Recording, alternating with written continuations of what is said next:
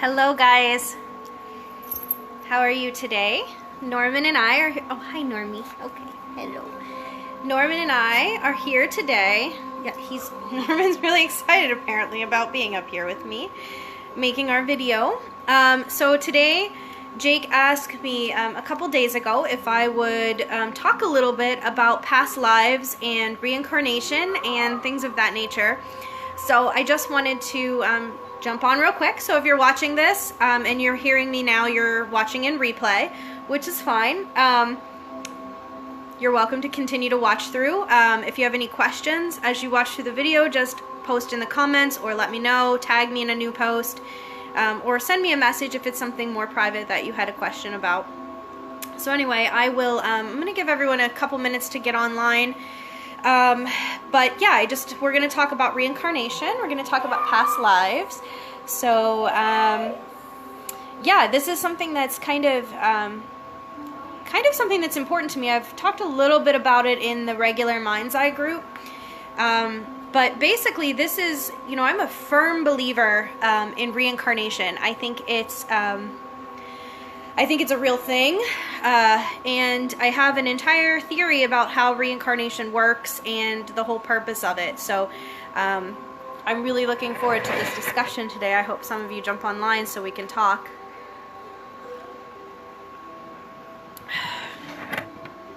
Also, let me know if you're familiar with reincarnation and past lives, or how much you're familiar with it.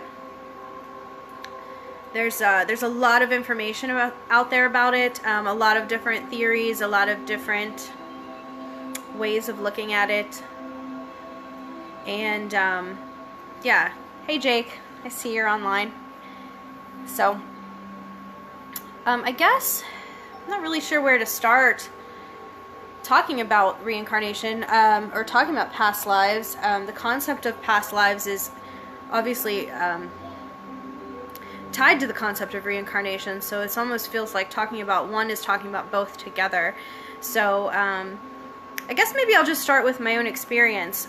So years ago, just a little background about me, and I think for a lot of people this is probably going to resonate with a lot of you, but you know, I was raised in a very Christian home. My grandfather was a Baptist. Sorry, I'm adjusting my camera here. Hi Jason. So how are you today? So I'm just talking a little bit about my background. So I was raised in a very Christian family. My mom and my aunt were both raised Catholic, and so that side of my family kind of comes from a Catholic background. My aunt is still a practicing Catholic, and that side of my family is still a bit into Catholicism. On my dad's side of the family, my grandfather was a Baptist preacher. So I was taught a lot growing up about Jesus and God and the church and the teachings of the Bible and heaven and hell and all of that stuff. And so so all of these things were kind of ingrained in me from the time I was very young. And it wasn't... Oh, good, Jason. I'm okay. Glad to be here. Good. I'm glad you're here, too, because I like when people watch my videos. So these concepts, these sort of biblical concepts of heaven and hell and the afterlife were ingrained in me from the time I was a child. And even into being a young adult, like a teenager and a young adult, you know, I was thrown into the Pentecostal church. And I started attending a Pentecostal church. And the Pentecostal church was interesting for me because it introduced me to concepts of communicating and channeling God, channeling spirit, channeling messages from God. It exposed me to the concept of, you know, the mind, body, spirit. It exposed me to the concept of the Trinity. It exposed me also to the concept of energy healing and, you know, channeling the energy of God through you to heal people through the power of prayer and the power of touch. So these things were all very integral. What's the word I'm looking for? These things were all really important to my own spiritual development. I want to say I was about 18 or 19 years old, and I had started college, and I was sitting in my dorm room. Hi, Belinda. I see you guys are watching. I was sitting in my dorm room, and I happened to be watching some TV. The PAOC, what? Pentecostal Church. The morning, Belinda. Hi, Amy. See you guys are all watching. So anyway, I'm sitting in my dorm room and I was watching TV, and I happened to be watching BBC of all things. I'm not from England. I'm not from Europe. I was watching BBC in West Virginia, and there was a special that had come on, like a documentary. And the documentary was about this little boy. He couldn't have been more than 5 or 6 years old. And he had these very intense past life memories of a house. He described this house down to details that no small child would have known. He, would constantly refer to his mom and compare her directly to his other mom, his old mom. And he kept saying things like he wanted to go home. He missed his home. He even described a dog, a black and white dog. So anyway, this documentary was fascinating to me because he was remembering a past life. So his parents kind of got to the point where they got a bit fed up with all of this past life talk that he was doing, and they decided to actually look into it. And I've got fuzzballs flying around, sorry. Decided to actually look into this, and they started to do research on the information that he was saying to them. Well, it turned out that the information he was giving them, the information he was talking about, was all true. They managed to track down the house itself, which was on the historical record, which was pretty much exactly as the little boy described. There was even a picture in the historical records at the repository for this sort of thing. There was a picture of the house, and in the picture there were kids in the yard, and there was a black and white dog. So, it was just all fascinating for me. So I jumped online and I started digging into past lives and remembering past lives, and I came across a website run by Carol Bowman. And Carol Bowman, her specific interest was in the past lives of children, and she has an entire forum online. You can just go to a Google search bar and search in Carol Bowman, and you will find her past life forum. You'll find her website. You have to register for the forum. I'm a member there, so if you're interested in that, you can tag me or find me on there. But Carol Bowman runs this website, and she's very interested in children who remember past lives. A lot of the children come from the U.S., but also from all over the world. But her specific work and her specific interest is not, sort of directed in any particular area or religion or anything. It literally spans the whole world, all cultures, crossing religions and everything. So that to me was fascinating, and I started digging into that website, and I was reading these stories, and I was reading the reaccountments of what these kids were saying. The dreams they were having. Some of them were having nightmares. It was fascinating, some of the stuff that these kids were saying. It was stuff that kids their age should not know of. There was no explanation for their knowledge. So this was a real trigger for me. This really started, it kind of was a place of planting a seed for me. And it planted this seed, and I let it set, and I let it grow over the years. And so I was about 19 at that time. I'm 38 now. I was, back in 2007, I had my oldest child, and he is almost 11 now. I don't know where the past 11 years have gone. So anyway, in 2007 I had him, and at the time my husband and I were members of a Pentecostal church, because that was the religion, that was sort of the community that we had invested ourselves in. And I was an active member of this church. I worked in the nursery a lot. I helped out with stuff. My kids were, really firmly rooted in the youth group and the Wednesday night youth meetings and the Sunday school stuff. And it was all very, I'm sorry, 1 second. I got some messages popping up here. We were all very much a part of this church. And so I started at this time. It was a couple years after this, maybe 2 years after this, when Reincarnation popped up for me again. I had my second child, and gosh, it must have been 2012, I think. when reincarnation popped up. And over the years, I've always kind of read about it.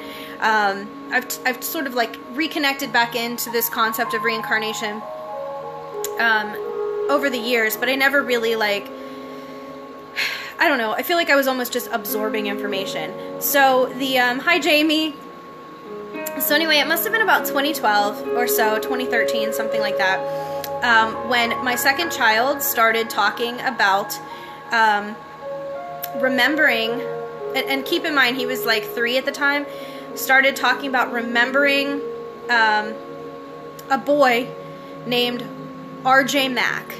And he said that RJ died when he was 16, and he remembers this. And I said, who's RJ? Now, mind you, he's 3 years old. I said, who's this RJ person?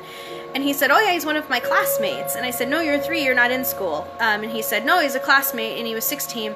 So I started doing my own research. I tapped back into Carol Bowman's website, and I started reading some other stuff on there on how to talk to kids about past lives. And I learned volumes of information from that experience, and which my middle child sort of triggered for me. Anyway, long story short, I was able to track back the information he gave me to the state of California and a 16-year-old named Robert J. Mack, who died when he was 16, and there was more information my son had given me that I used to track this down. But anyway, I was able to actually track down what he was saying to a real situation that happened like well before I was born, that was vaguely published in the newspapers. So that sort of was, adopt me, Jamie. That sort of was a pivotal moment for me as far as the past lives and the reincarnation concept. So once I realized, and once I came to the realization that past lives for me was more of a real thing than it was a concept, now that I had sort of my own real life experience with it, I had a new perspective on it, and I started researching not just past lives, but reincarnation itself. Just a second, sorry, my music is a bit loud. But also reincarnation itself. And this whole process of studying reincarnation led me in a couple different directions. The first of which was regression therapy. And the other direction was, and regression therapy is based on hypnosis. And so it's a hypnosis therapy where you go through this hypnosis state. A lot of times it's a guided meditation and you get information. Once I started recognizing how to access past lives, if you didn't like just have automatic memories, which there are some people that just have memories of past lives. The energy is just, you know, the veil is not there for them when it comes to this particular past life. Perhaps it was too much of a trauma that they just remembered it and it stayed with them into their new life. Whatever the reason is, some people actually remember their past lives. Other people, most people, need to actually go through a regression experience, a regression hypnosis experience. So this led me down 2 different paths. One, I discovered Ian Stevenson. Dr. Stevenson is a renowned... been having an itch to do this. Belinda, yeah. We're going to talk about hypnosis regression in just a minute. So, Ian Stevenson. So, Dr. Stevenson is renowned in the reincarnation and past life world as one of our scientific minds. And so, basically, his many of his studies and a lot of the stuff that he documented took place in Europe, in, I believe, and don't quote me on this, I think it was Indonesia. A lot of his stuff was in Indonesia, or sort of in that the Indo area, the Indian Sea area. So, but basically he compiled a bunch of interviews and stories and news articles from children who remembered their past lives. And these were not... The unique thing about Dr. Stevenson's work is that Dr. Stevenson did not, most of the past lives that he documented were rather ordinary. And so what we have is ordinary people coming from impoverished areas who were remembering past lives of ordinary people. So it would be like a child who remembered dying in a car crash, you know, 1 town over or 2 towns over, or, you know, and because these were very impoverished areas, communication between these villages never really happened because there was so much distance between them and there was no way to get between the villages to exchange information. So they would remember past lives from these other villages, from people who had died, and the stories would match up, and there was no way that these children would have any knowledge of these situations actually happening because of the impoverished area they were in and the separation between the villages. So his work was really pivotal, and it's still, acclaimed work. He has volumes and volumes and volumes of past life interviews and experiences, and he would personally interview these people, and some of them were really, really fascinating. And so there's quite a few books on Dr. Stevenson's work, and I would encourage you guys to look up Dr. Ian Stevenson. The other path that this took me down was starting to look into not just past lives, but reincarnation as a whole. And what does that actually mean with regard to my belief system that I had been practicing as a Pentecostal Christian, right? And so how does the past life stuff fit in? And so it was really interesting to me as I began to study the past life stuff, and to have this sort of concept open up for me regarding the afterlife and reincarnation and how that whole process fits in with the Christian belief system. So, and this is like, my wrist is so itchy, I'm sorry. So, and this whole thing about the, whether or not reincarnation fits in with monotheistic religion, is an interesting discussion, and I find it really fascinating every time I start to dig into it.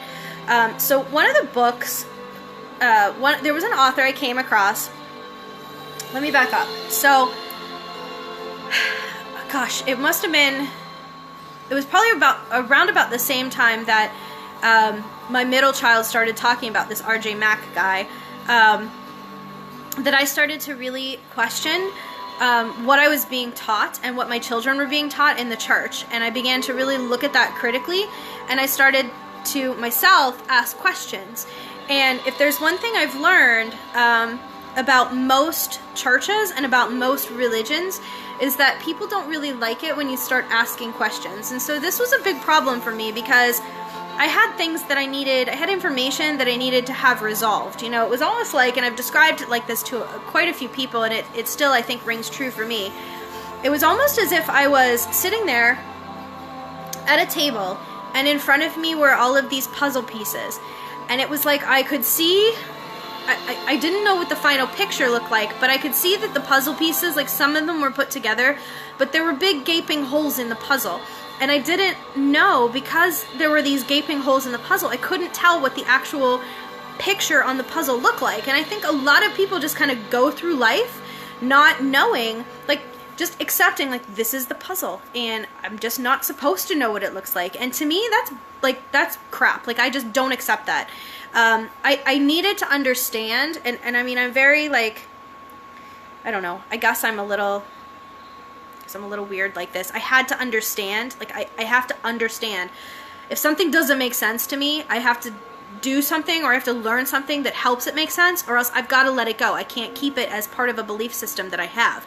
And so, as I started to critically look at some of the things that were being discussed and some of the things that were being taught in the church, I started to question them, because once you start to critically look at things and you start to question them, you have to decide whether they are something that makes sense to you and resonates with you, and it's something that you can keep pursuing, or if it's something that you need to let go of and need to, substitute something else. And the beautiful thing about spirituality, the beautiful thing about all of this, is that it's a constant learning process. And so I don't think there are any right or wrong answers, and I think we all are needing to sort of pursue that on our own terms, right? And that's kind of what I did, and I started pursuing that on my own terms. So, one of the big things that didn't make sense to me, and I think a lot of people struggle with this, is why does God let bad things happen to good people? Okay, and there was no real explanation for this. There was no explanation for this other than this is just the way it's supposed to be. God does this to you to teach you lessons so that you can grow and learn, and to me, like, that just seemed so not something God would do. Like, so on one hand, I'm told, there's Normie. On one hand, I'm being told that God is this benevolent, kind, loving Father. But at the same time, I'm being told that he purposely lets awful things happen to you in order to teach you whatever, okay, which to me didn't make sense. Okay, so if God is this benevolent person, and I'm going to share a quote in the group when we're done with the video here. I don't have it in front of me and I can't remember it, but it's a classic sort of theoretical, philosophical problem with God, and I'm going to share it, and I want you guys to discuss it, and I want you guys to enlighten me on what you are getting from this quote, which I'm going to share in the group when we're done here. But anyway, so this was one of the major issues I had, and the explanation and the reasoning that I was given just wasn't good enough for me. It didn't make sense to me. I didn't understand it. I didn't understand how a God who was supposed to be so good and so loving and so kind and so benevolent could do something and allow something so awful to happen to people. The other thing that didn't really resonate with me, and the thing that I questioned, was along the same lines, God is supposed to be this, what do I want to say? God is supposed to be this loving, gracious, kind, humble entity, right? And we're supposed to strive to be like that. Those are the qualities that we're supposed to be striving to embrace, okay? But yet, when you back up and you look at it from a bird's eye view, what we have is a God who, according to what the church tells us, we have a God who basically created humans to worship him. And our whole purpose is to worship God. Like, that's our purpose, to worship God and to bring other people to God so that they worship God, okay? So here we have a God who created humans to worship him and to bring more people to worship him. Like, those are our two callings, right? That and be good to your neighbor, or whatever that is. So these two things alone, worshiping God and bringing people to God to worship God, seems like the exact opposite of humbleness, okay? And so my question then was, if God is so humble, and these are the qualities that we're supposed to be possessing and striving towards, creating an entire population of human beings in order to solely in order to worship him and bring more people to worship him, seems the opposite of being humble. My nose is so itchy. I'm sorry, guys. Additionally, the other issue I had was, I'm losing track of my thought process. The music shifted, and I think it's like messing with my head. So yeah, the humbleness. Oh, and the other thing is, along the same lines of those two concepts, so the benevolent sort of loving God, but actually allowing bad things to happen to people, and then also the humble God who's created us for the sole purpose of worshiping him. Along the same lines of those two things, we have a God who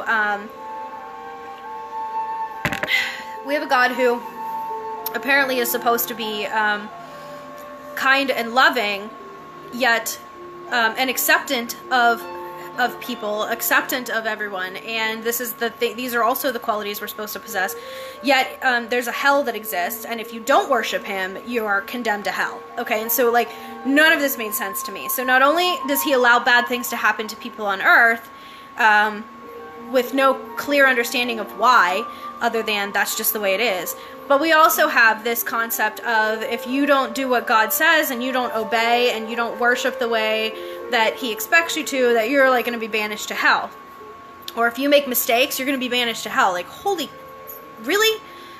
Like, this is the God we're worshiping, right? This is the God that, so to me, there felt like there was nothing kind, nothing, benevolent, nothing humble about this God, and I didn't understand. I was having so much hard time critically putting these things together, right?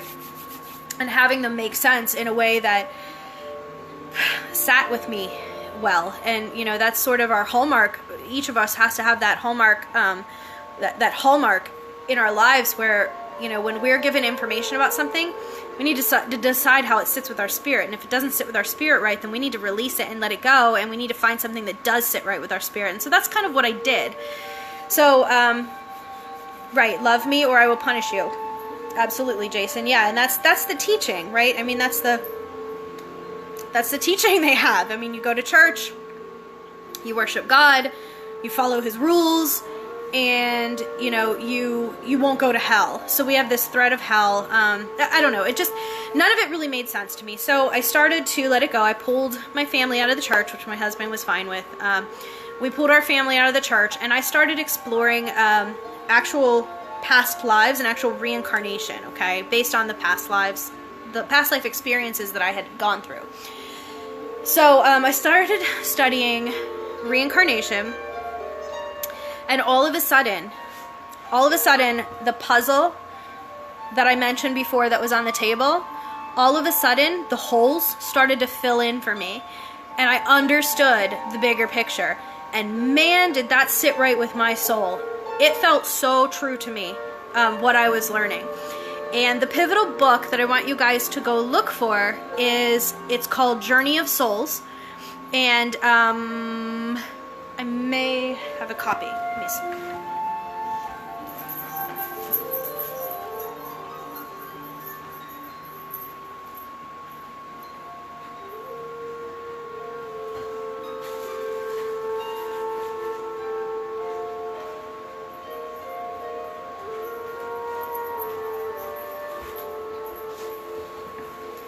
Okay, sorry, I thought I had a copy. I think I do somewhere. It's not where I thought it was. Anyway, Journey of Souls is an excellent book, and so I will share a link in the group so you guys can grab a copy of that book. I think I also have it in PDF format. I'll have to go look through my files.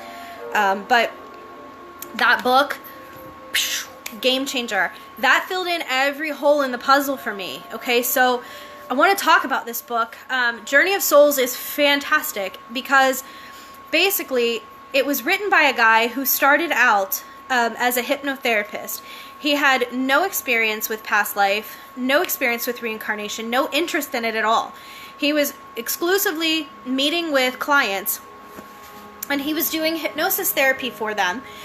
And he had one client that came in, and he had done a hypnosis session with this client, and bam, this client unloaded on him all of this past life stuff, but not just past life stuff, but afterlife stuff. And so this client started, during hypnosis, while under hypnosis, started unloading information about the afterlife on him and how that whole process works with the afterlife and reincarnation. And this sort of sent him down a different path. And when we talk about in life, like pivotal moments that change your perspective and change your whole life and put you in a new direction, this was a moment for him where he basically just went in a completely different direction with his career.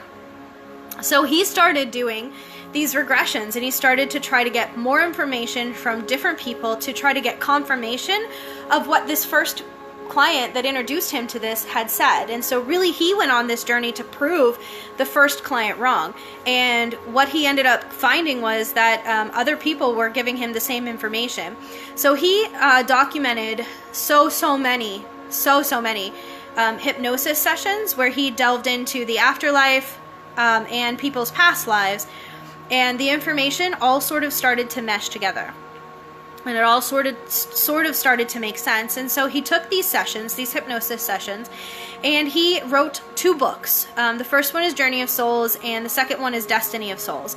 And in those 2 books, he basically verbatim includes a number of different hypnosis sessions, the text from them. And so basically the dictated text he shares in the book. And so you can actually read through the exchange during the hypnosis session, and you can read about the information that is being shared by these people under hypnosis. And then there's parts of the book where he actually goes through and reads and sort of teaches from what he's learned from, he'll like summarize a bunch of others that came together that sort of were the same topic. So anyway, Journey of Souls and Destiny of Souls. Start with Journey of Souls. It will definitely, if you're interested or you feel like reincarnation is something that's pinging for you, that's making sense, those are definitely two books that I would highly recommend you starting with. If you're more of the, if you're more interested in the historical sort of past life stuff, look into Dr. Stevenson, because that'll give you a lot of like evidentiary stuff, whereas Journey of Souls is more of gosh, I hate to call it this, but I don't know what else to call it. It's more of a reincarnation, past life textbook, for me at least. There was so much information in there, and it sort of solidified all of the things that I was feeling about the afterlife. So I just want to talk a little bit now about some of the stuff that's in the book to give you an idea of sort of what my belief system is regarding past lives, okay? And so on a very basic level, I'm going to try to touch on a lot of the aspects from the book and a lot of the aspects of my own belief system, but I want you guys to know that what I'm sharing with you right now is pretty like high level. Like, if you want to get into the details, feel free to message me or post in the group your questions, and I'm happy to answer your questions. But this is going to be a very high level sort of view of reincarnation and the afterlife, okay? Yeah, those two books are definitely going to be, start with Journey of Souls. I mean, that's going to like, I'm going to see if I can find the digital copy, because the book's not that expensive, but I think I have the PDF version of it, but it's definitely one that like I've read a couple times. That's almost like my past life, like Bible. It functions like that for me. I absolutely love it. So the one thing I want to say before I start talking about sort of the structure of my belief system is that there are a lot, and as you start to dig into this, there are a lot of parallels between this sort of reincarnation theory and the teachings of many of the monotheistic religions. There are many, many parallels from the concept of Judgment Day to the concept of, the stories you hear about meeting family members in the afterlife. You hear people talk about their like near-death experiences where they die and they're hovering above the table, and then their old family members come and they in spirit form and meet them to take them back to heaven. Everything about it. The book of names that they talk about, like where you do like your end of life review, your judgment in front of God. All of these things have realistic connections and realistic links to past life stuff, to reincarnation teachings, even biblical teachings. And even if we go back to like the Torah and even in Islamic teaching, so it doesn't really matter to me which monotheistic religion you look to or which monotheistic religion you look at, there are reincarnation instances in those stories, in those books, in those teachings. Specifically in the Hebrew text, there's a lot of discussion about reincarnation. It's an actual belief system in the Jewish religion. And so you can look up that online and read about that if you want. With regards to Christianity, there's a number of instances in the Bible where they discuss what I believe is reincarnation or something to that effect. I mean, we didn't talk about, but you can go easily look up a number of reincarnation stories that come from the Bible, where people were dead and then they came back from the dead. Even in the book of Revelations, there's some stuff. I'll see if I can pull some stuff together to share for you guys. But it's all really interesting. And so, anyway, so that aside, there are parallels with monotheistic religions, but I want to talk a little bit about what my actual belief system is with regards to reincarnation.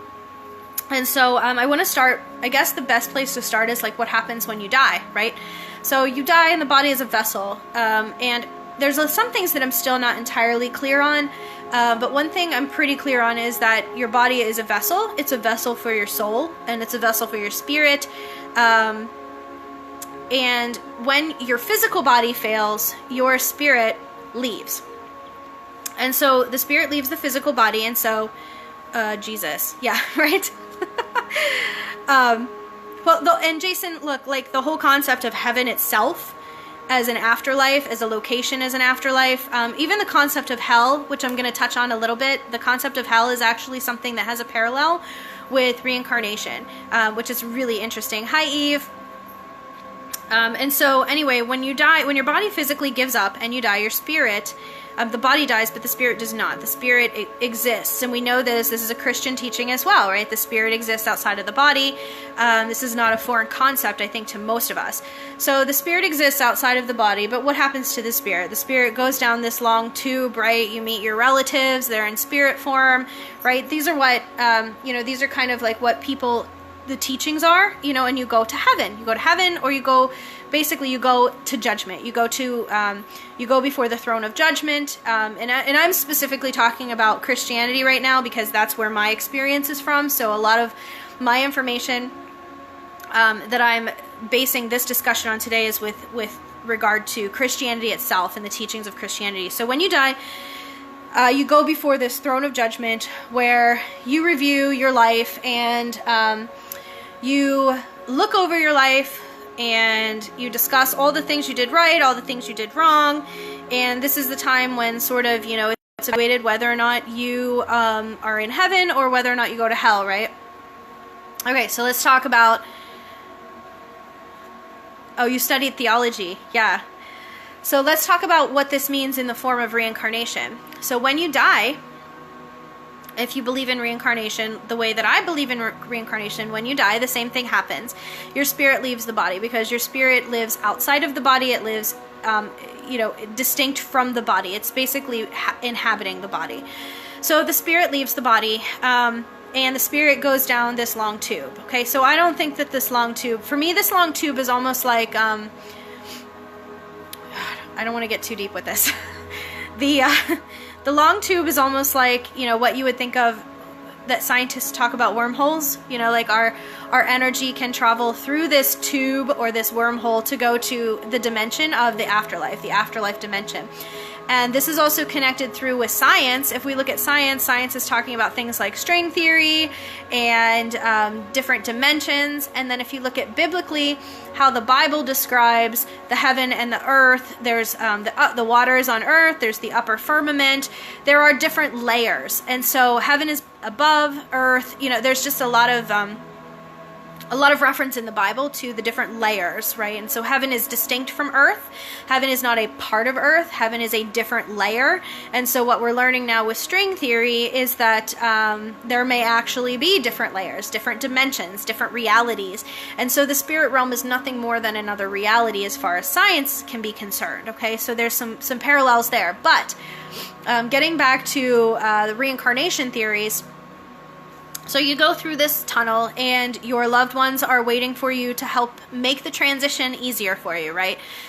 So in reincarnation, what I believe is when the soul leaves the body upon death, there is some confusion. We are in these bodies for so long that our spirit becomes very attached to them and attached to the experiences that we have in this planet and attached to the experiences that we have during this life, including the people that we have become attached to. So when you see your loved ones at the end of this tunnel, or your loved ones show up to help you cross over, which is another interesting terminology, crossing over. Crossing over what? Crossing over the dimensions. Anyway, when your loved ones show up to sort of help you cross over, or they meet you in the afterlife, this is but a hologram or an illusion, right? Because energy can be manipulated, energy can be changed. And so what happens is the spirits that are in the afterlife already, the spirits who perhaps even reincarnated with you in this lifetime, I took a very similar path. I love string theory. Yeah, there's a lot of parallels with science even that I'll touch on, but there's definitely a lot to learn about and explore. But so energy can be manipulated, energy can be changed. Everything we see on this planet is energy, right? And it's fascinating when we look at it from a scientific perspective to think that something as solid as my coffee cup is actually just made up of a bunch of little tiny particles that are, you know, vibrating and bouncing off and connected to each other on a very solid level. And the same atoms that make up this cup are the same atoms that make up the air and the water, and all of it is in different states of different forms, right? So we have with science an awareness that nothing is really solid and nothing is really liquid, nothing is really gas. It's all just made of atoms, right? And so depending on how the atoms configure themselves, depending on how the energy configures itself, what we have is a completely different shape or a completely different texture or whatever.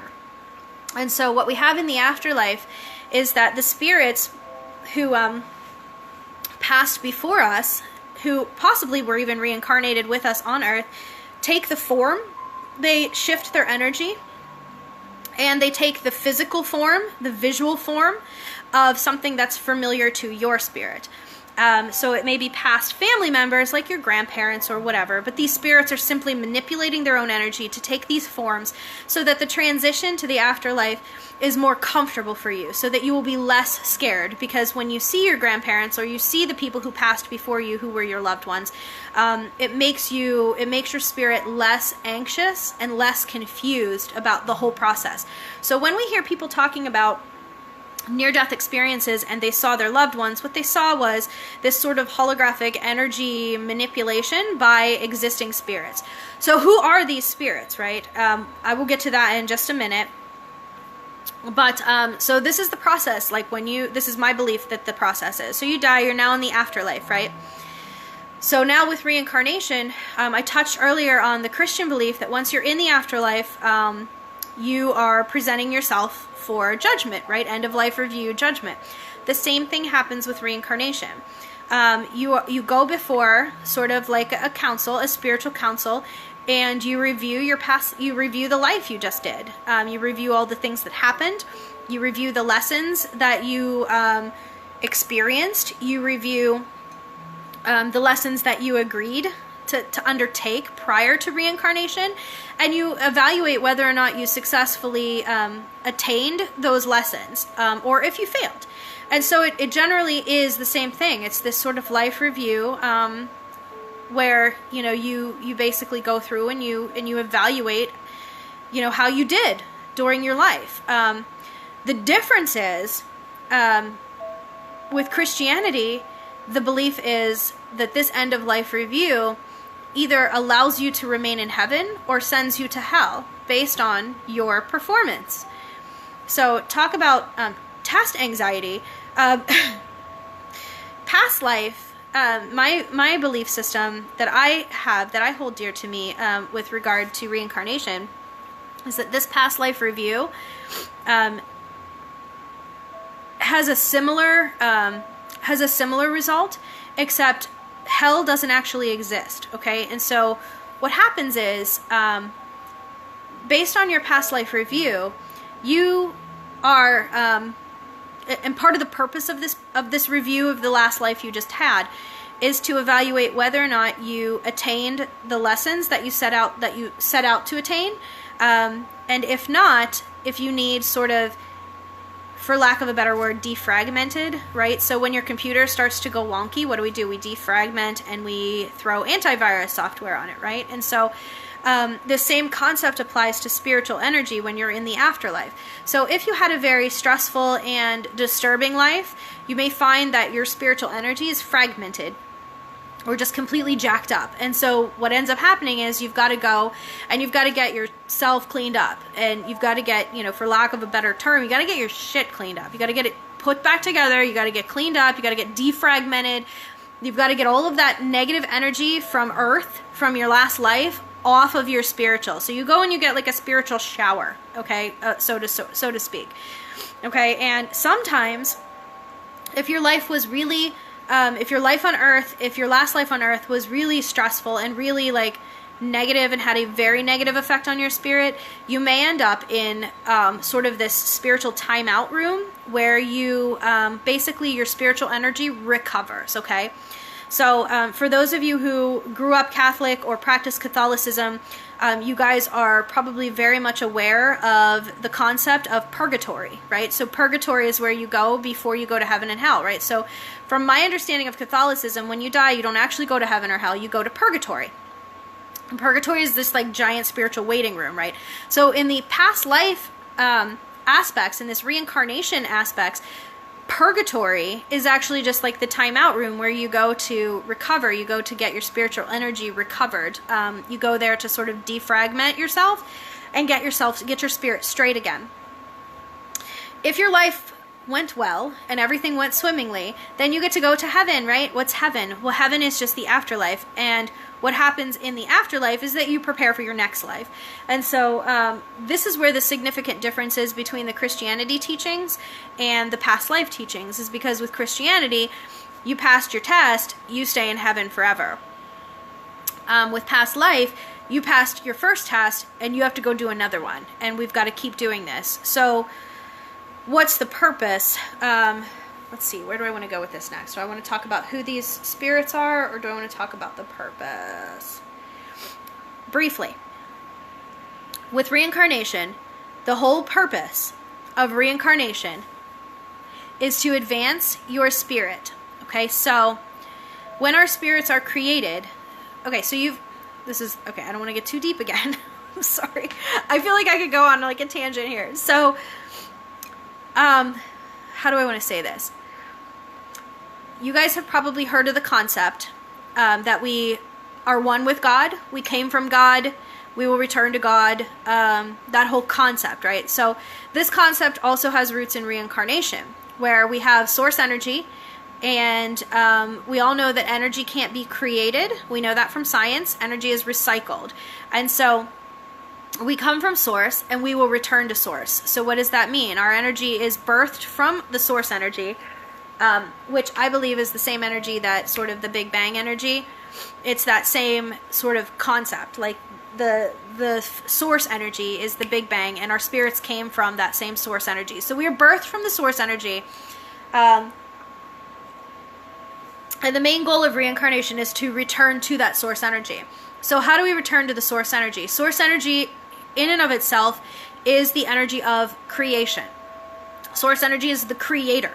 Big Bang, creation of the universe, creator of everything around us. That's what that source energy is. And the goal is to return to that source energy. So what does that mean? That means eventually we become creators ourselves. Now, those of you who are on this sort of healing path, you're beginning to understand how energy manipulation plays into becoming a creator. Once you learn how to manipulate energy, you understand that that not only can energy be manipulated, but energy can be created. And our whole purpose as human beings and as spirits is to create, okay? And so to become a creator, to create, and those who have tapped into the creative side are that much closer to understanding this concept. And so our purpose here on earth and also in the spiritual nature is to, in our spiritual nature, is to become creators. And so that is what we are striving for.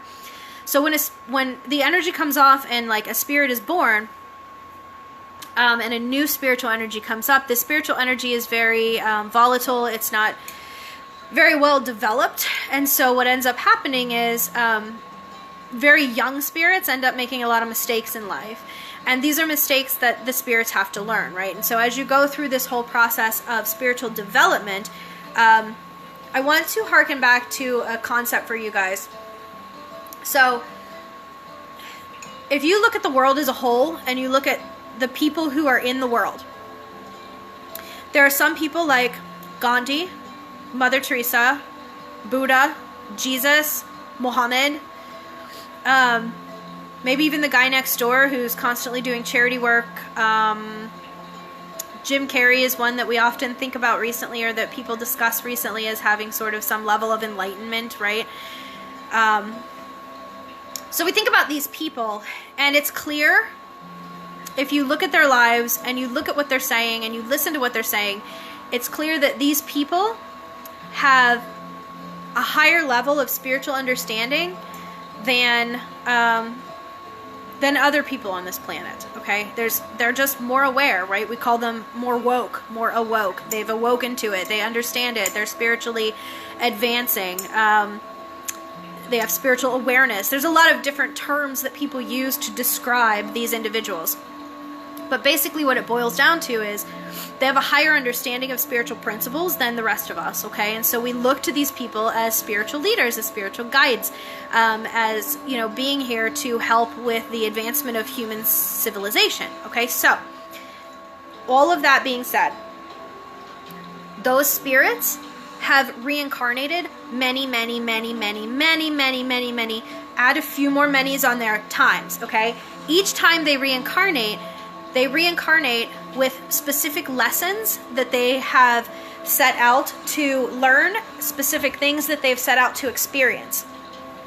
Okay, and each time they do this, and each time they successfully experience these things, their soul at the soul level, their soul grows and advances and changes form, changes energy form, levels up, we call it, right? So these people who we view as spiritual leaders or spiritual guides, those people's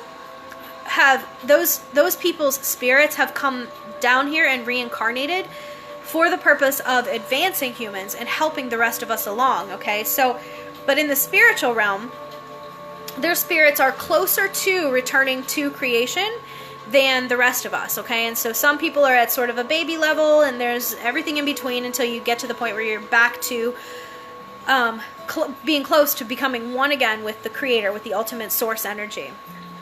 And at that point, our energy vibrates. We talk about energy vibration, right? Our energy vibrates, our spiritual energy vibrates at a level that matches or comes close to the vibrational level of source energy, and then we can be absorbed back in and recycled back out again, okay? So this is the cycle of a spirit, okay?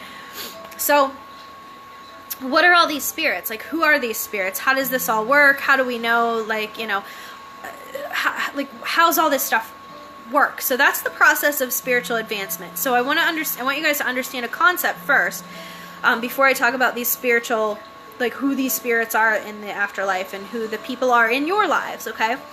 The concept I want you to understand that I want to lay as the groundwork for what I'm about to say is that each of our spirits, each of us have a spirit, and our spirit is on a timeline, like a progression timeline, a development timeline, almost like a child going through school, okay? And so each of our spirits has to go through each of these grade levels, right? And in each of the grade levels, we get more information, we have more experiences, we learn more things, and that helps prepare us for the next level, the next grade level, right? So each of our spirits is like, boop, boop, boop, like growing and leveling up as we go. And each life that we take on, and it may be one life, it may be 20 lives, it may be 50 lives, it may take 100 lives. But all of those lives, where all of those reincarnations that we do, that we take on, each of them teaches us a different lesson or a different whatever that helps our spirit sort of advance. And for some lessons, it may take, you know, for some grade, let's call it grade levels, right? So for some grade levels, it may take just 4 or 5 lifetimes to figure out and advance through that grade level. For others, it may take 50 or 100 lifetimes to advance through that grade level. It's different. I don't know or understand it completely. And I think for each spirit, it's a little different, because some spirits struggle with some lessons while other ones struggle with different ones. But the point is, it's not just one lifetime per lesson. It can take multiple lifetimes to get through a grade level, okay? The whole purpose being to advance up through all the grade levels and then get to the place where you're spiritually vibrating at the same rate as source, okay? Now, who are these people in your life right now? And who are these spirits in the afterlife, and how does all of that work, right? So if you think about this from a perspective of being a school, the spiritual realm being a school. I'm sorry, my throat's hurting. If you consider this as being, if you consider the spiritual realm as almost like a spiritual school with certain classes and certain grade levels and all of that, basically there are a handful of spirits that are in a class together. Okay, we'll call it a class. I don't know that it's actually a class. I don't know what it is or what you would call it or anything like that. But there's a handful of spirits who are in a class together. And you're in a class with, you know, these other people. These spirits, these spiritual classes, have a tendency to reincarnate together. Okay, so what does this mean? What this means is the people who are in your life right now are the same people who have been reincarnating with you this whole time. You guys are mostly at the same level. Some may be a level ahead of you, some may be a level behind you, but generally the spirits in your immediate group are all sort of at the same level. I say that, but there's a caveat to that. There are classes that are surrounding your classroom, okay? So I want you to think about a school. You're in classroom A, and around you there are other classrooms, okay? And maybe I'll draw a diagram and sort of put this in the group, but the people in these classrooms around your classroom, around your spiritual group, your core spiritual group, and I'm saying spiritual group not in an earthly notion, but more of like a spiritual realm notion. So your spirit and a few others are in a class together in the spirit realm, okay, in the afterlife. Around you is some other spirit groups. Those spirit groups around you are at different levels. And sometimes a spirit from one of those other groups will come over and interact with you in a reincarnation life that you've taken on, okay? So this is how we get people coming into our life who, and I'm talking about earth life, who come into our life who seem more spiritually advanced than us. And this is the people that we can learn lessons from, right? These are things that these people bring us, teachings and lessons that we can learn. So those people come into our group, or maybe there's someone who comes into your life from a group that's less spiritually advanced than you, and it's an opportunity for you to teach that person some spiritual lesson or help them along the line with some lesson. But generally the spirits in your core spirit group are the ones that are generally reincarnating together. This is why when people talk about past lives, they say to recognize spirits. Like when you're doing a past life regression, you should take time to recognize the spirit form and not necessarily the human form of the people that are involved, okay? So what this means is you'll recognize the person by their spirit when you're doing a past life regression, not necessarily by their physical form. So each spirit, each life will take on a different physical form. Sometimes you may reincarnate as a man, sometimes you may reincarnate as a woman. Sometimes someone in your spirit group will reincarnate as your child or your parent or your best friend or your aunt. But generally, you'll be able to recognize their spirit, okay? This is where the concept of soulmates comes in, okay? So there are some people in your immediate spirit group, generally the people in your immediate spirit group are people you would recognize as a soulmate. So this is someone that you have an immediate sort of connection to and you recognize them as a soulmate, okay? These are the people that are in your core spirit group. The kicker is we don't know these people because of this stupid veil. So when we're born and we reincarnate, there's this veil, there's this like amnesia, this reincarnation amnesia. And so we have these like blackouts where we don't remember what these spirits look like. We don't remember anything that's happened in the afterlife once we're born. Small children can, but that starts to fade after the age of like 2 or 3, which is why after about age 5 or 6, most people don't remember any of their past lives or any information about it, or even that they had a past life or anything about the afterlife. We just sort of get ingrained in our daily life and all of that starts to fade away. So the people in the spirits in our core spirit group are the ones that we recognize on the heart level. Those are the ones that we find a connection to, and we don't necessarily understand it. Oftentimes these will be our best friend or our parents or a spouse. And so that's how that works. The people who come in from outside spirit groups are the ones that are there to help us process through, in addition to the people in our core spirit group, are the ones that are there to help us process through whatever lessons that we're supposed to undertake during this lifetime that we've chosen, right? So I say during this lifetime that we've chosen. What am I talking about? What I'm talking about is predestination versus free choice. Okay, so there's a lot of talk about free choice when it comes to Christian religions, but there's also a level of predetermination, particularly with some monotheistic religions like Calvinism, where they talk about everything being predestined. Why is this so loud? In some monotheistic religions like Calvinism, they talk about predestination. So when we are in the spirit realm and we have gone through the whole process of reviewing our past life and the life we just did, and why is this so... Okay, look, flutes are loud and they are ear piercing, as are piccolos. I'm just saying. Okay. So when we're in the afterlife, we've gone through our life, we've died, we've come in, we've done our life review. Now what, right? Now what? So now we go into our classroom, okay? We go into our classroom and we start to make decisions about where we're going next. What are we doing next, okay? And so when I say to you, there's a level of predetermination, but yet free choice and free will still exists, I mean it. So when you're in the spirit realm and you're contemplating reincarnating again, your spirit decides what lessons it wants to undertake.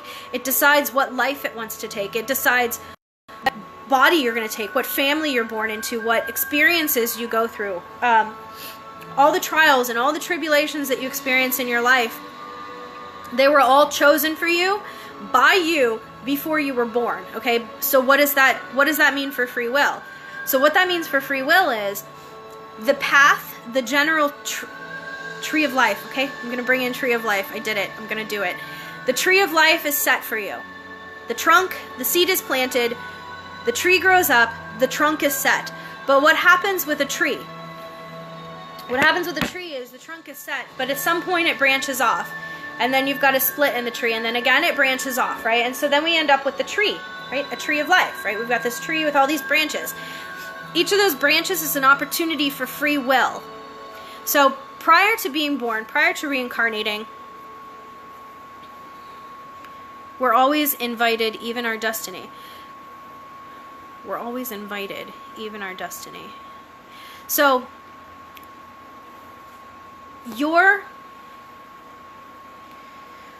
how do I want to say this? So when you decide to reincarnate, you're choosing the seed and you're choosing the tree trunk, okay? Now, you're choosing also the opportunities in the lifetime that you're choosing.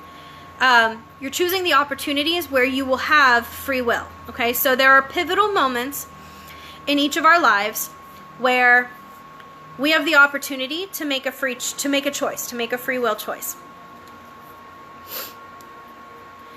Destiny is a choice to some degree, okay? So here's what I'm saying. We choose the life, we choose the experiences, we choose the lessons we want to learn. There are pivotal points during that lifetime that we've chosen where we are given the opportunity to make a choice, to make free will. There's a path that we're supposed to take, and that path will lead us towards learning the lessons and internalizing the lessons spiritually that we're supposed to learn in order to spiritually grow. Now, when it comes to that point in your life, you don't remember any of this after you're born. So when it comes to that point in your life where you're at a crossroads or it's a pivotal point where you can make a decision to go one direction or the other, that's where free will comes into play. If you choose the path that leads towards the lesson, learning the lesson that you chose prior to reincarnating, then you're on the right path, right? And that's when we say, like, people are on the right path. If you choose opposite of that and you choose the other path that goes the opposite direction of learning the lesson you chose to learn when you chose your life, when you chose your this life to reincarnate into, if you go the opposite direction, you end up on the wrong path, right? And so the wrong path leads to us not learning those lessons. So what does all that mean? That means when you die, and you go back up to the afterlife and you're doing your life review, this is where that comes into play with, did you learn the lessons you were seeking to learn by doing this reincarnation, by reincarnating in this life, right? So if you chose the wrong path, then it's very likely you didn't learn those lessons. If you chose the right path, then it's very likely that you did learn those lessons. Here's the kicker about lessons, though.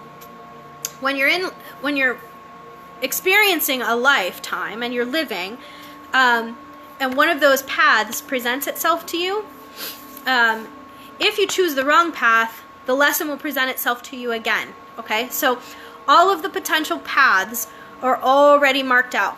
So let's think about science for a minute.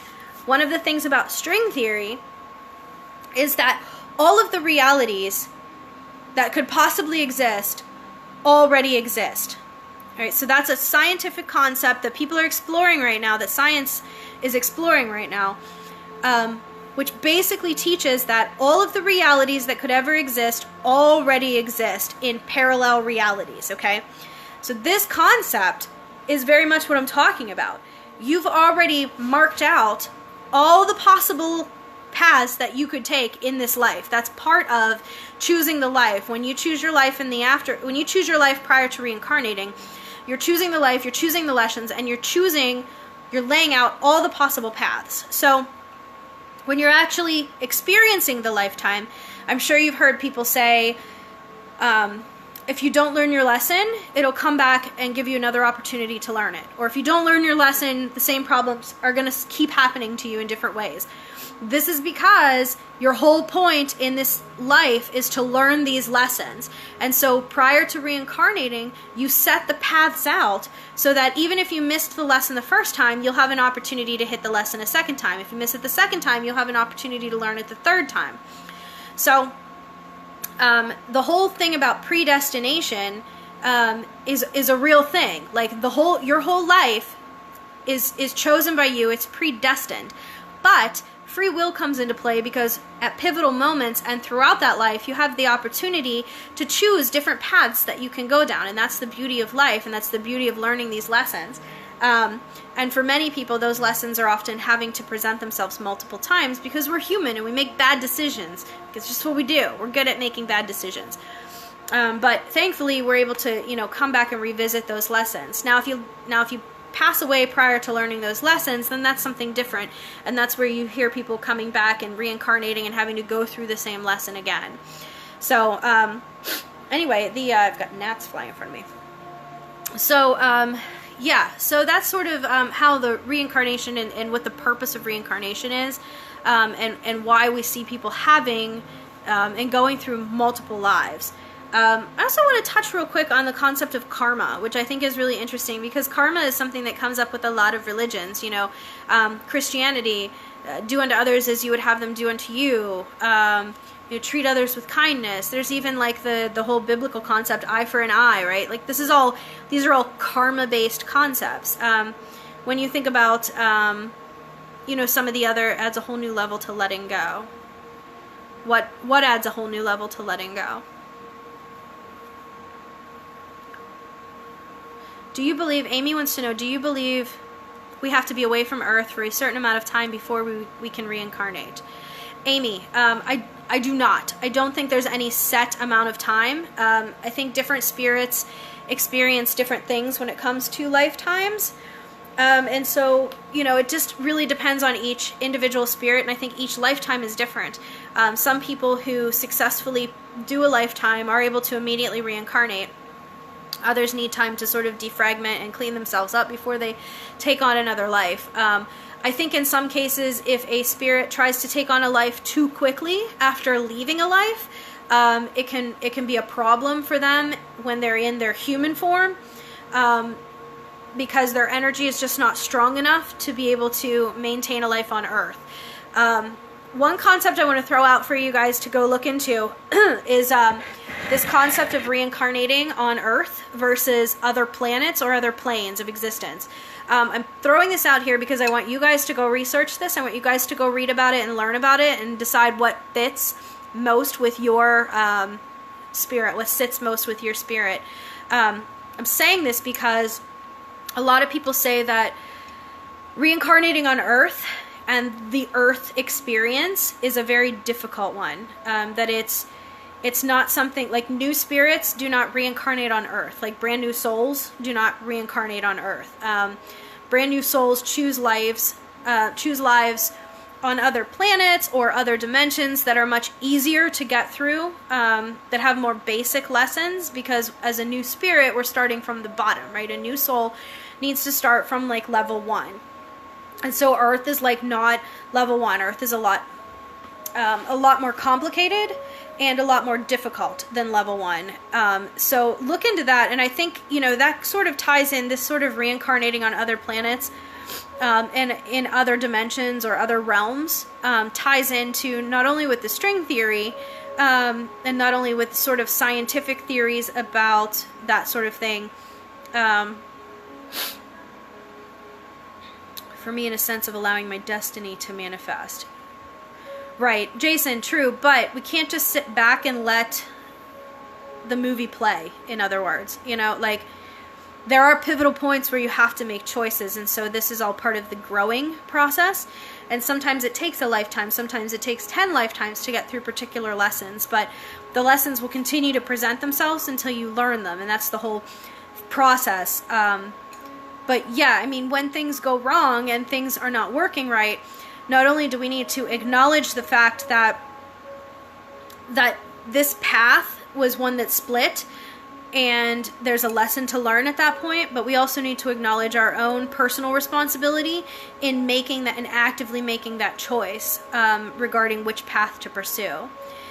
So yeah, Amy or anyone else who's interested in this, the reincarnating on other planets or other planes is something that actually makes sense and sort of ties in. I don't know if it makes sense. It ties in with thoughts about different planes of existence, and it also ties in with the whole concept of aliens, and other planets. When you actually look at the size of the universe, it's extremely unlikely that we are the same, that we are the only beings in the universe that are like us. Like, it's so not fathomable. Not just in our own galaxy, but if we're talking about string theory and we're talking about the different dimensional aspects of string theory, I mean, if there's our universe and then there's an unlimited, infinite number of universes that are like our universe but slightly different, I mean, we are talking like astronomical numbers of planets that could potentially have life on them. So this whole concept, I mean, it's literally an unlimited amount of planets that could potentially have life on them. Any one of those planets, a spirit could choose. Any one of those dimensions, a spirit could choose to reincarnate on. And some of them are going to be easier to process through because it's not going to be as advanced of a planet, as advanced of a plane as Earth is. So Earth is a much more complicated place to reincarnate to. And so there's a lot of information online about that whole subject, and I don't want to get into that too deep here because that's like a whole nother video, but take a look at that and see how that sits with your spirit as far as like this, as far as the different realms and the different levels and the different realities, and how that fits in with life, extraterrestrial life, or life in other dimensions. So yeah, there's a lot of discussion about that in different aspects. So try not to go too far down that rabbit hole, but it's a concept to consider. But yeah, so Earth is not an easy planet to reincarnate on. So the spirits we have here are relatively advanced, getting more so. One of the things I want to point out is, and for you guys to go look at too, is this Age of Aquarius concept. And so we are coming into an Age of Aquarius. And there is a lot of chatter online about the implications of the Age of Aquarius on human enlightenment and human development.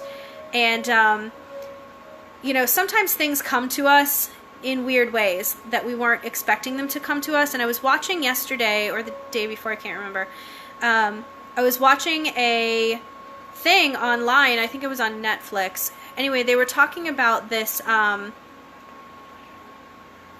they were talking about this age of Aquarius, and they were talking about this television broadcast interruption from the 70s in England. And it was really bizarre. And I listened to it, and I went to go read online about it, and I couldn't find anything I couldn't find any evidence that it had ever been debunked. Not since the 60s, right? I couldn't find anything online that said that this was debunked as a prank or anything like that. A lot of people suspect that it was, but there's no real evidence that it was real or not real. So I'm just sort of holding on to that as at sort of a skeptic level, but maybe there's some truth to it. I don't know. But if you're not familiar with it, I posted about it in Mind's Eye. I posted about it in the main Mind's Eye group, and basically there was back in this, I want to say it was the 70s, 1976 maybe, some people sat down to watch the evening news, and the evening news was interrupted by a broadcast from some alien who was the leader of the galactic something or other. And anyway, it was like 6 minutes of this cable interruption, and it talked about a lot of, like, he mentioned, this voice mentioned a lot of different things, including the age of Aquarius, which isn't even happening yet. It's coming. And the age of Aquarius is an astrological concept, and so the age of Aquarius is actually coming. And what that means is the planets are shifting out of this age into the age of Aquarius, and it's just the way the planets are shifting.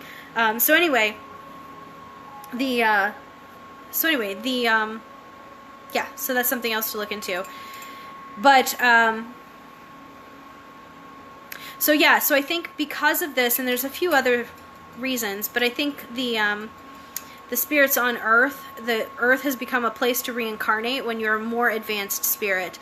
There's still a lot of people on Earth who are struggling, whose spirits are struggling, because the lessons that we learn here on Earth are not easy. They're not easy lessons. And so there's still a lot of people that are tripping up, and we see that a lot just in the human nature as we look around. War is still a really big thing. Greed is still a really big thing. So yeah, anyway, these are concepts that I'm trying to work on. And the nice thing is, we have more advanced spirits that reincarnate on this planet to sort of help guide us through. I think of people like Mother Teresa and Gandhi and, the Dalai Lamas as they're born. And I think it's really a time where we're sort of looking for these gurus, and we're starting to see that they're appearing a bit more. They appeared in the 60s a lot, and that was the first time that we really saw things like spiritual concepts like crystal use and essential oil use and meditation and things like that. That's when we first started to see these things. And if you look back at the astrological history, you'll notice that in the 60s we had another shift. We had a shift, like we're coming into the age of Aquarius now. We had a shift back then as well, where we shifted into a new age, and that's sort of when we saw a big uptick, a big increase in people having an increase in spiritual awareness at that time. And that's why we saw things like the yoga and the essential oils and all of that stuff, sort of the meditation, and like all of those things sort of happened in the 60s because we leveled up at that point, and we hit a new age of awareness, and a lot of people leveled up spiritually and became more aware, and so we had those people engaging in more spiritual activities. That is happening again, and I want you guys to be very cognizant of that. I want you to look around you and notice that thing is happening again. Like, these things are coming back around, they're becoming more popular, and people are embracing like the gypsy life and the hippie life, and it's really, for some people, it really is about that. It really is about just like being one of the cool kids, being the the gypsy soul or the hippie and the tie-dye. But for a lot of us, it's really boiling down to our own personal spiritual awareness is increasing, and overall the spiritual awareness globally is increasing. And if you look around you, yoga classes, meditation classes, tantra classes, all of these things are becoming more and more popular. Essential oils have like like exploded in the past few years. And I mean, these things have been around forever. Since the antiquity, we've had aromatic stuff. And so, and I know I'm like saying that because I know you guys know, like, I'm an aromatherapist, but so I have a lot of information historically about that specifically. But things like gemstones and crystals and energy healing and all of this stuff is coming back around again, and more people are taking interest in it. More and more people are taking interest in the metaphysical aspects of life, in spiritually developing themselves. And so it's an important period of transition, and I think a lot of the spirits that are reincarnated right now are in the process of helping the earth to sort of level up. And so reincarnation is important in this aspect because spirits reincarnate on earth or other planets at different time points to help advance the actual energy of Earth. And I know you guys have heard talk of like Gaia and Mother Earth and things like that. So all of these things tie in together. And I kind of, I guess, got off topic from reincarnation. But what questions do you guys have as far as reincarnation goes and as far as past lives go? 30s and 40s, and then also during the 1800s. Yeah, Jake. So if you go back and just historically look at this stuff, it comes in cycles, and it seems to come in cycles whenever we enter into a new astrological age, where there's just sort of a leveling up of planet Earth. And so, yeah, that's fantastic. I've not specifically looked at the stuff that happened in the 30s and 40s and the 1800s, but I know, just historically speaking on Earth, right, looking back, there was a whole lot of violence that happened in the 30s and 40s on a lot of different levels. And as we came out of those decades, things sort of calmed down, and then the 60s hit, and there was more violence, and then we came out of that. But the nice thing about the Age of Aquarius, and I want you guys to go look that up yourself, I want you guys to go learn about this stuff yourself, but the Age of Aquarius is going to be a much more peaceful era for Earth. There's going to be a real leveling up, and it's going to be more peaceful for us. But yeah, so this all relates to sort of the reincarnation and the purpose of reincarnation. Yeah, what questions do you guys have about reincarnation? Let's start there. My throat is so dry.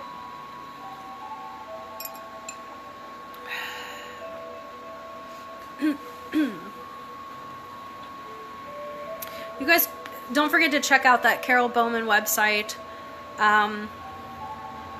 Journey of Souls. Grab that book. Let me talk for a minute, and you can ask your questions. I'll get to them. I want to talk for a second about past life memories and regression. So I keep an online journal myself because I love doing past life regressions. A question. Oh, look at you, Jake. Anticipating my discussion. I get flashes like little short video clips, but one in particular is so chaotic.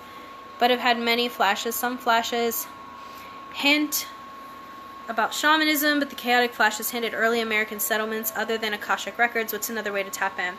So that's a good question, and I want to talk about that. So online, YouTube is a really, really great resource, and I know that you shared a past life regression video. I saw it shared. It was one of the ones that I like to use. But Hypnotic Labs, if you go to YouTube and you search for Hypnotic Labs, or you search for Joe Tracy, Tracey, Joe Tracy, you will find some self-guided meditation videos. And so basically they're guided meditation videos. They have some lovely music, and he walks you through a meditation, a past life regression. Specifically, he's got a few for that. But that's a great way to access past life memories, is through regression. So I keep an online journal for myself because I do past life regression meditations. Not a whole lot, but I've done a few. I will share the link to that journal in the group for you guys as well. And this way you can go and read. I know in those journals I've linked to certain videos that I've used. I've given a reaccountment of the memories that I had, the visions I got while I was doing these regressions. But definitely the past life guided regressions on YouTube are an excellent place to start. If you can find a hypnotherapist in your area who is trained in doing past life regressions, that can also be a wonderful opportunity to go through and tap into those past lives. Hi Kate, hi Belinda, I see you guys are watching. We're just talking about past lives. So yeah, definitely the meditations are a good opportunity. You're never going to get a full memory from a full past life. You're only ever going to get snippets. And that's because to have a memory of a full life would be like astronomical. So what you'll end up getting as far as visions or an understanding during the meditation is you'll get glimpses of pivotal moments that can help you process through existing issues maybe, or even just to pique your curiosity, right? So, but you'll get like snapshots, you'll get pivotal moments, you'll get information about, we talked about the core spiritual group and how some people, how those spirits tend to reincarnate together as your sort of core group on Earth. Those souls tend to reincarnate together into the same life. So you'll get snippets from past lives about who those people are, who those souls were, what role they played. For example, for me, there was one past life that I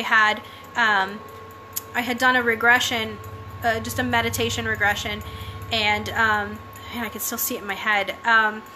The images that I saw, basically, I was floating in a cloud until I hit a certain city area, and then the cloud landed, and it was a cobblestone sidewalk, and there were row houses on the side of the road, and I walked over to the row houses, and I went into one, and I could see all of the furniture and everything that was inside this row house, and I could see, I remember doilies. I walked upstairs. There was a bedroom that was mine. I could see myself in the mirror.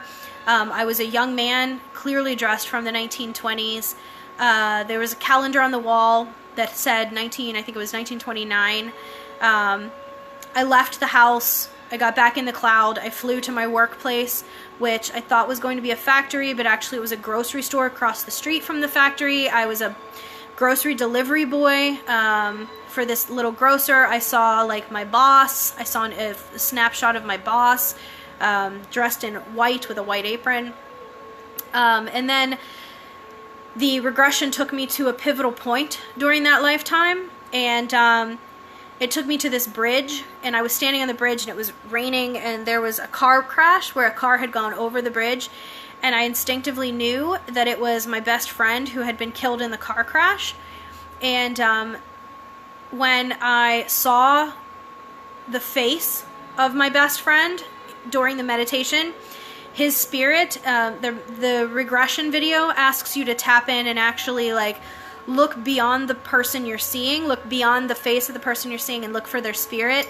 And when I did that during this regression, I saw my husband's spirit. And so in this particular lifetime, I was a young man in my 20s, in the 1920s, and my best friend was actually my husband's spirit. His soul had reincarnated during that lifetime as my best friend. And so, sorry, it's sticking to my chair. And so that's sort of an example of how, spirits from the same group tend to reincarnate together, although they may take different relationship forms. Obviously in this life, my husband is my husband, but the soulmate connection is still the same. In that lifetime, the soulmate connection was as a best friend. The few past lives that I've recalled that involved my mother's soul, she's always been my mother, so that's not to say that she hasn't had a past life with me where she was something other than my mother, but all the ones that I've recalled, like her spirit is always my mother. She's looked different in them physically, but she's always been in that, played that role essentially. You have to think of these sort of past lives, these experiences with reincarnation. It's almost like, if you're familiar with theater, it's almost like every time you reincarnate into a lifetime, you are taking on the role in a play, and you've agreed to play that role. You know what the lines are. You may have opportunities to ad-lib or add your own touch to it while you're here, But basically your life is almost like you're in a play, like you're on a stage and you're in a play, and there's other people in the play and they have their roles and they've decided on those roles, they know their lines, but they can still improv as well. And so, you know, when the play is over and you guys go backstage, everyone goes back to the afterlife, which is the backstage, and y'all prep for your next show, your next act. And so it's kind of the same concept, and I know that's a super rudimentary way to explain it, but it gives you sort of a real life way to process, you know, sort of what this reincarnation stuff is all about. But so, yeah, so check out some of those reincarnation videos. I'll share some of my favorites in the group with you guys. You know, check out those videos and, you know, try those, and maybe even share in the group some of your experiences. But honestly, like the past lives, you're not going to get a full life view. You're just going to get snippets, and you're going to get the stuff that's important. You may see people and realize who they are in your life today, which can help you process through those relationships now. There may be pivotal situations that you see. There may be pivotal situations from past lives that you get snippets of, which helps you understand things you're dealing with in this lifetime. For example, let's see. Oh my gosh. For example, let's say you're afraid of bridges in this lifetime, and that's something that you have no reason to be afraid of. You've never had a bad experience with a bridge. You've never... Like, there's really no reason for you to be afraid of those things, like of bridges or heights or anything like that. But for some reason, you have this very serious and deep-rooted fear of a bridge and being up high like that.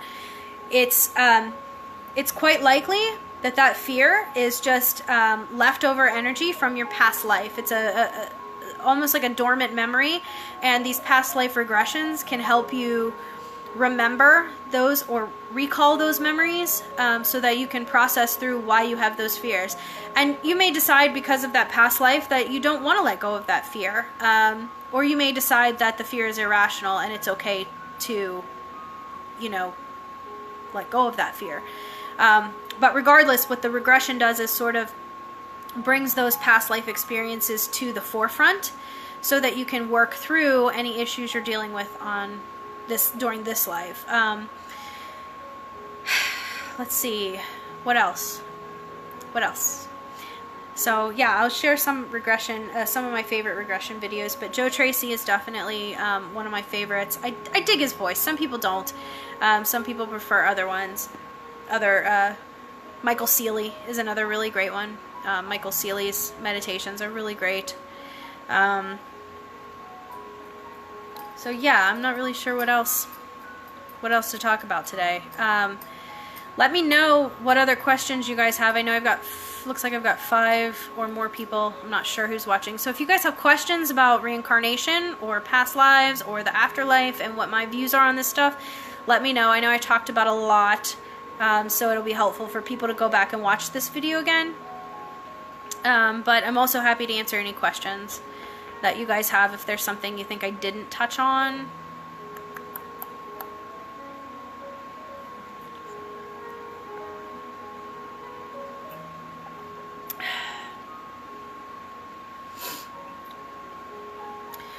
All right, well, if you guys don't have any other questions, I'm going to buzz off of here. I've been talking for a while. My throat hurts, and I have to pee. So.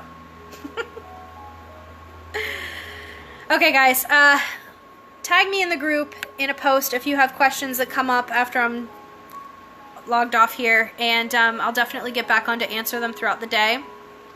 And I am going to, just so I know for myself... Yeah, it's, Amy, this is still so surface. Yeah. I think, okay, so here's the thing, right?